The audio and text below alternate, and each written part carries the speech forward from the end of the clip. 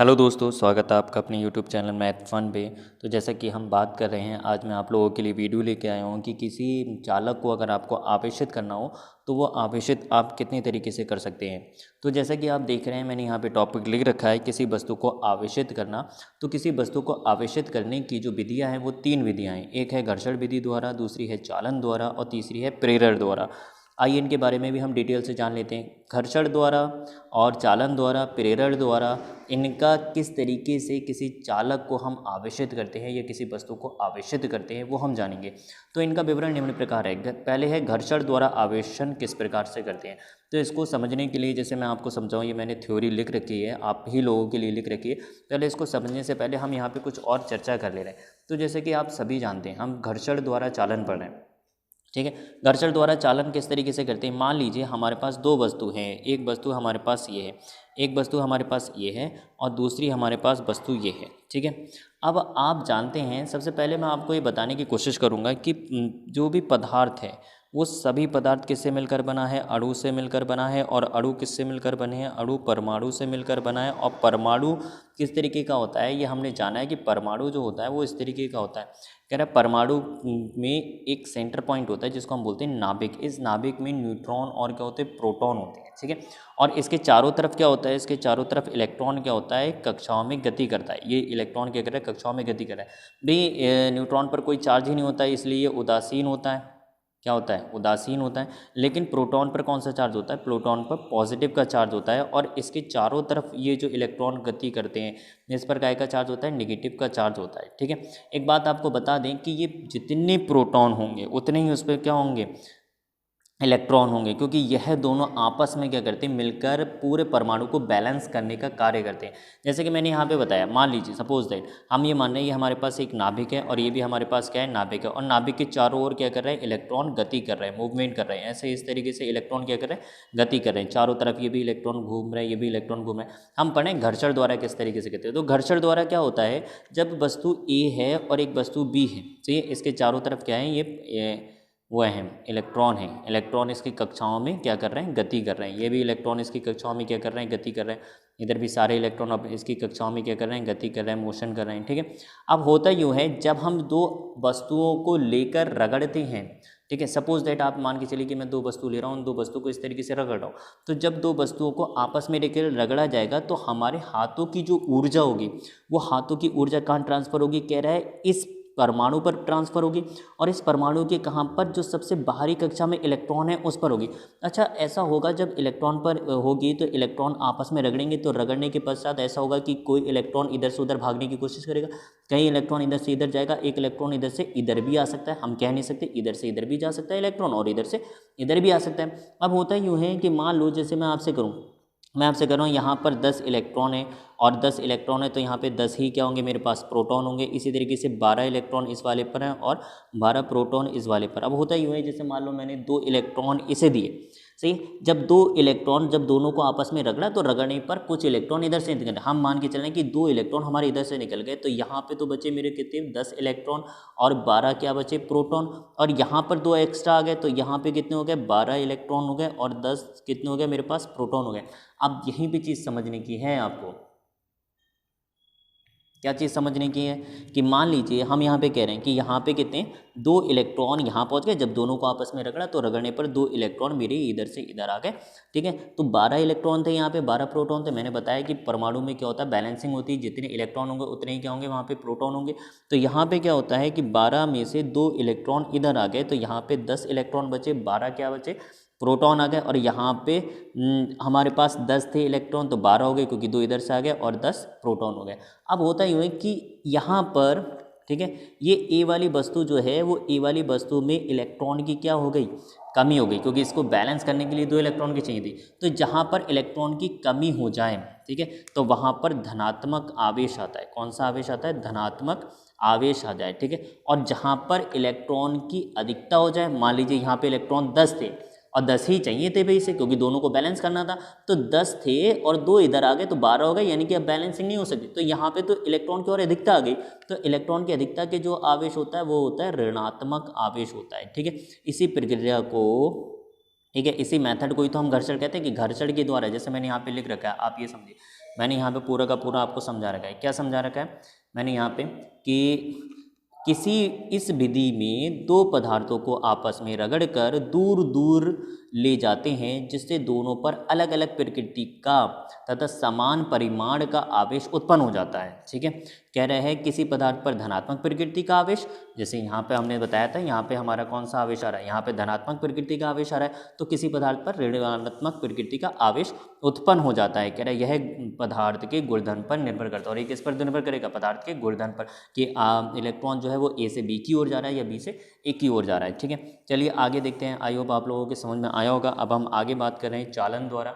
तो चालन द्वारा, चलिए अब चालन द्वारा समझते हैं। चालन द्वारा क्या होता है, मैंने यहाँ पे पूरी डेफिनेशन लिख रखी है कि इस विधि में किसी एक आवेशित वस्तु को किसी अन्य आवेशित वस्तु के साथ स्पर्श कराकर आवेशित वस्तु को आवेशित किया जाता है। सपोज दैट, अभी आपके नहीं समझ में आएगा, इस तरीके से समझ आएगा। मान लीजिए ये हमारे पास कोई वस्तु है, ठीक है, कोई वस्तु है, और इस वस्तु पर यानी कि इस पर जो हमारे चार्ज है वो एक प्लस का है, प्लस का है, प्लस का है, माइनस के भी समान होंगे, plus minus plus minus plus minus plus minus plus minus plus minus. अब मैं क्या करता हूँ, अब मैं एक उच्च आवेशित वस्तु लेके आता हूँ। उच्च आवेशित वस्तु पर मान लीजिए इस पर सारे नेगेटिव के चार्ज हैं। ठीक है, एक आवेशित वस्तु में बी लेकर आया और इस पर सारे काय के नेगेटिव के चार्ज है। अब होता यूँ है कि यह क्या होगा, इसके बाद होता यूँ है, जैसे ही आपने ये उच्च आवेशित वस्तु में लाके इसके समीप रख रहा हूँ, थोड़ी देर के लिए मैंने इसको लगाया, लगाने के बाद हटा लिया। अब हटाने के बाद होता यूँ है कि ये जो चीज़ है यानी कि ये जो नेगेटिव वाले चार्ज हैं, ये नेगेटिव वाले चार्ज कहाँ जाएंगे, अंदर, और अंदर जो नेगेटिव के चार्ज हैं वो कहाँ जाएंगे। अब ये दोनों आपस में लड़ेंगे, तो लड़ने का मतलब है ये इतने पावरफुल हैं, ये अंदर जाके इनकी जगह पे बैठ जाएंगे, और ये जो अंदर बैठे हुए थे ये सब कहाँ निकल के आ गए, ये बाहर निकल के धरना दे देते हैं कि भाई बाहर निकल गए, बाहर निकाल दिया, बाहर निकाल दिया। और जो बाहर थे थोड़ी देर के लिए वो कहाँ गए, अंदर आ गए, वो सारे चालक कहाँ बैठ गए, अंदर बैठ गए। ठीक है, इस तरीके से हम इसको पूरा कर लेते हैं। ठीक, अब ये वस्तु जो हो गई, जैसे हमने ये वाला समझा, आपने जाना कि उच्च हम ऋणावेशित वस्तु किसी पदार्थ के समीप लेके आए, तो किसी पदार्थ के समीप लेके आए तो वहाँ पे ऋणात्मक के आवेश थे। जितने भी ऋणात्मक के आवेश थे, अब अंदर पॉजिटिव भी है, नेगेटिव भी है, तो ये वाले नेगेटिव के चार्ज क्या करेंगे, इन नेगेटिव के वाले चार्जों को निकाल कर बाहर खड़ा करेंगे और खुद उनकी जगह क्या हो जाएंगे, विराजमान हो जाएंगे। इसी तरीके से जैसे मान लीजिए, अगर मैं सपोज दैट मैं अभी आपको और एक एग्जाम्पल बताना चाह रहा हूँ। जैसे मान लीजिए हम ये लेके आए, अब यहाँ पे plus minus plus minus plus minus plus minus plus minus plus minus plus minus plus minus plus minus plus minus है। अब इसके समीप में एक और वस्तु लाया, मैं इसके समीप एक बी, ये ए हो गया, ये बी हो गया, और इसके समीप उच्च धनावेशित वाली छड़ ला के रख रहे हैं या कोई भी वस्तु ला के रखना है थोड़ी सी देर के लिए। जब इसको रखा तो इसको रखने पर अब इसने क्या करा, इसने करा ये कि इसके अंदर ये जो पॉजिटिव वाले चार्ज हैं, ये पॉजिटिव वाले चार्ज अंदर जाएंगे, तो अंदर जाके ये पॉजिटिव वाले चार्जों को ही हटाएंगे, तो पॉजिटिव के चार्ज बाहर निकल कर इधर खड़े हो जाएंगे चारों तरफ से। ये पॉजिटिव के चार्ज चारों तरफ से कहाँ निकल के, बाहर निकल के खड़े हो गए। ठीक है, और ये जो आए थे ये कहाँ चले गए, ये अंदर चले गए। ठीक है, ये सारे कहाँ चले गए, अंदर चले गए। समझ रहे हैं आप मेरी बात को।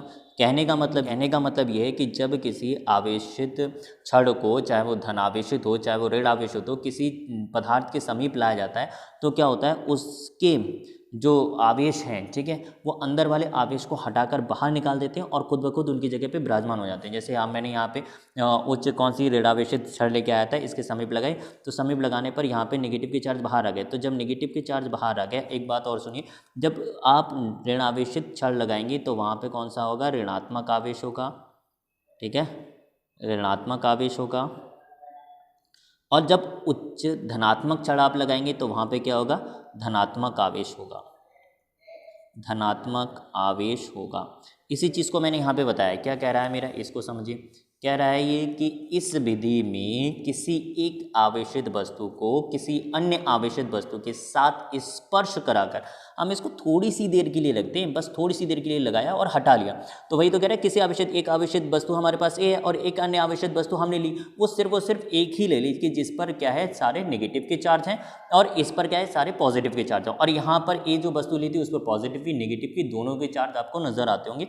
ठीक है, अब क्या होता है, कह रहा है इस विधि में किसी एक आवेशित वस्तु को किसी अन्य आवेशित वस्तु के साथ स्पर्श कराकर आवेशित वस्तु को आवेशित किया जाता है। बस हमने आवेशित कर दिया, यानी कि यहाँ पे आवेशों का क्या हो गया, चालन हो गया, यानी कि आवेश नेगेटिव के जैसे वो चल के नेगेटिव वाले स्थान पर आ गया और नेगेटिव वाले स्थान वाले आवेश कहाँ चले गए, वो बाहर निकल कर आ गए। ठीक है, आशा करता हूँ कि आप लोगों को समझ में आती होंगी चीज़ें। अब हम बात कर रहे हैं हमारे पास जो तीसरा मेथड है प्रेरण द्वारा। जैसा मैंने यहाँ पे लिख रखा है, प्रेरण द्वारा चालन कैसे कहते हैं। तो प्रेरण द्वारा चालन की कह रहे हैं किसी आवेशित वस्तु को किसी अनावेशित वस्तु के समीप बिना स्पर्श कराए लाएं तो अनावेशित वस्तु के पास वाली सतह पर विपरीत प्रकृति का आवेश एवं दूर वाली सतह पर समान प्रकृति का आवेश उत्पन्न हो जाता है। इस घटना को हम क्या कहते हैं, स्थिर वैद्युत प्रेरण कहते हैं।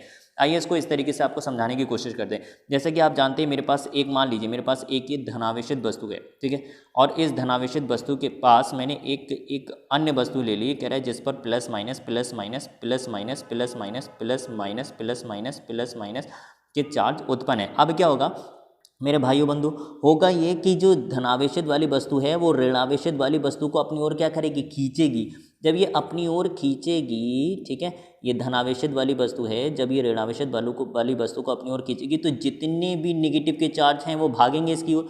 तो नेगेटिव वाले चार्ज सब कहाँ से आ जाएंगे, एक साइड में आ जाएंगे। ठीक है, और जब नेगेटिव वाले चार्ज एक साइड में आ गए तो पॉजिटिव वाले चार्ज भी कहाँ आ जाएंगे, सिर्फ सभी चार्ज एक साइड पर आ जाएंगे। अब इन सभी चार्जों को हम क्या करते हैं, अर्थ से जोड़ देते हैं। कहाँ से जोड़ दिए, ज़मीन पे, क्योंकि भाई ये पॉजिटिव का है। इसको जोड़ने के लिए, क्योंकि अर्थ से क्या होगा, अर्थ से जितने भी इलेक्ट्रॉन है वो कहाँ जाएंगे, इसके साथ कॉम्प्रोमाइज़ कर लेंगे ई, तो प्लस माइनस मिला के क्या हो जाएगा, पूरा का पूरा शून्य हो जाएगा। यहाँ पर एक बात ध्यान रखें, पृथ्वी की जो धारिता होती है, ठीक है, धारिता वो अनंत होती है। क्या होती है, अनंत होती है। और जो विभव होता है ना इसका, विभव, वो विभव जो होता है वो शून्य होता है। क्या होता है, विभव शून्य होता है। ठीक है, अब इसी तरीके से मान लीजिए, जैसे मैंने आपको यहाँ पे ये समझाया, ठीक है, अगर मैं यहाँ पर इसकी जगह मान लें, सपोज दैट अगर मैं यहाँ पे माइनस के चार्ज लेके आया सारे, और माइनस का चार्ज लाने के बाद मैंने एक आवेशित वस्तु ली जिस पर plus minus plus minus plus minus plus minus plus minus plus minus plus minus plus minus के चार्ज है।